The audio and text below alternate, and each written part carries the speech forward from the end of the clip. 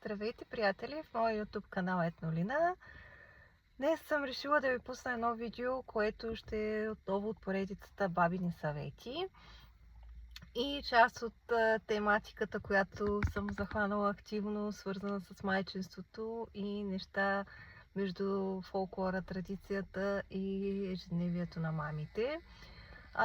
И това са храни, които бабите и хората казват, че засилват кърмата. Аз ще ви споделя какво съм чувала и какво съм пробвала и какво на мен ми помага при вече кърмене на трето детенце. Първо държа абсолютно да кажа, че не съм консултант нито по кърмене, нито имам някакви медицински познания. Това е абсолютно от серията какво нашите баби са казвали и знаят. Първото нещо, което със сигурност аз правя вече за трети път, това е приемането на много вода.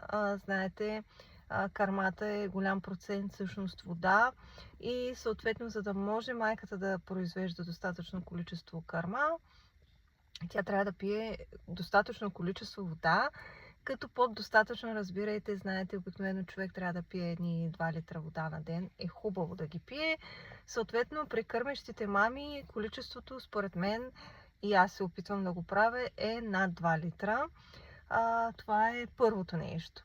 Второто нещо, което на мен ми помага и са ми го казвали като съвет, това е консумацията на овесени ядки. Аз по принцип много обичам такива всякакъв вид мюсли за закуска с кисело мляко, така че въобще не ми беше проблем. Още с първото ми бебенце, с което между другото държа да кажа, че минах доста труден път с кърменето. Може би той се засука активно след четвъртия месец, до тогава беше драма, цедене. Наистина беше сложно. Слава на Бога, второто и третото нямах никакви проблеми от към закърмване абсолютно по естествен начин. Овесените ядки съм ги пробвала и са нещо, което помагат. Поне при мен. Другото, което съм чувала, това е червен лук, така наречения кромит лук, да се хапва в сурово състояние. Не знам дали помага, но е нещо, което ако нямате проблем с натрапчивия все пак вкус на лук, може да опитате. Следващо нещо е консумацията на сурови ядки. Суровите ядки също са от нещата, които аз обичам да си похапвам, така че дали съм кърмачка или не, си ги похапвам, така че няма да ви навредят, дори да не ви помогнат активно при засилването на кърмата. Също така сушени смокини, спанак и моркови.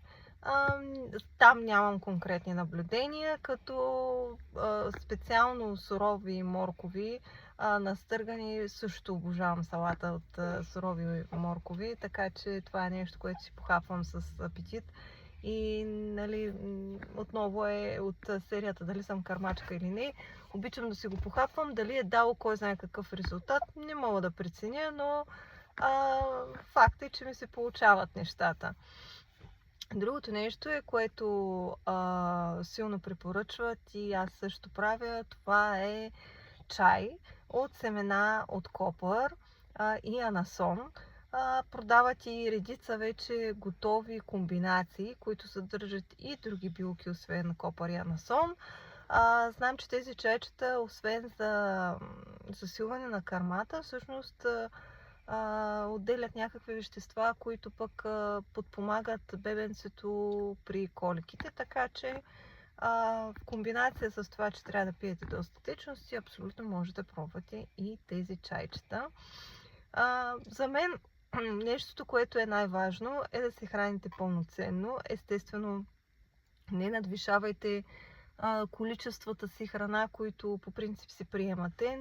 Аз не съм на принципа, както и когато бях бременна, така и като кърмачка, че трябва да ядеш за двама.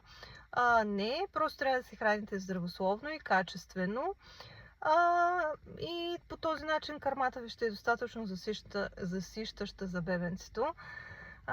Това е моето лично мнение и съответно ще разредите интервалите на кърмене и най-вече спокойствие. Това за мен е най-важното нещо. За да имате хубава хранителна храна, трябва да имате спокойствие. Сега ви пожелавам спокоен, прекрасен и ползотворен ден. Ако сте кърмещи мами, да ви е успешно, ако ли пак не, просто бъдете спокойни и усмихнати.